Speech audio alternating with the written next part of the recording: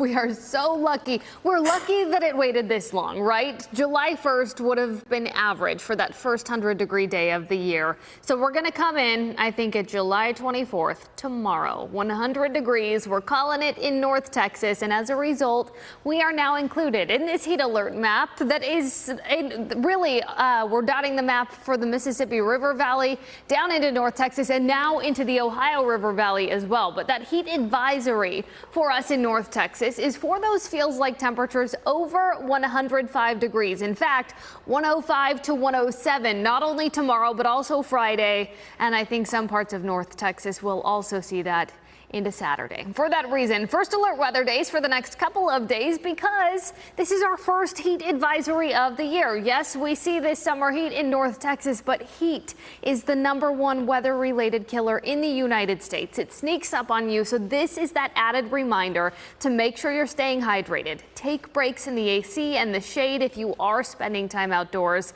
If you've got dogs, do those dog walks as early in the day as you can. It warms up quickly. In fact, our morning lows are starting off near 80 degrees.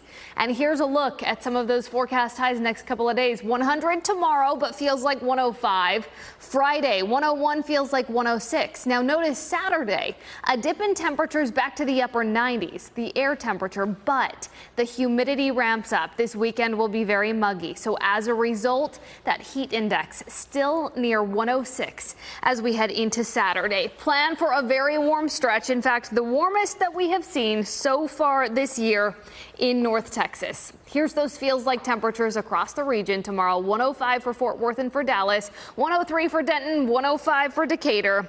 Then we get into Friday and we're talking that heat index about a degree hotter. 106 for Dallas and Fort Worth. We're talking 105 for Denton, looking at about 107 for Waxahachie. It's going to be hot across the entire region. Plan for this as you head out and about.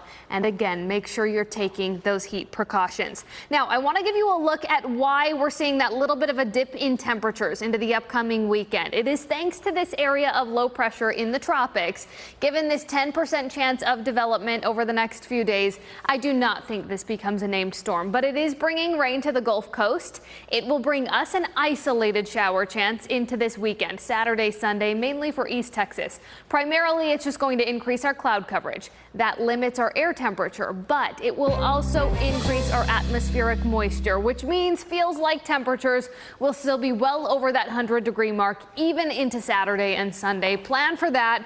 And guess what? This ridge of high pressure remains the dominating factor in our forecast into next week. So triple digits are back middle of next week.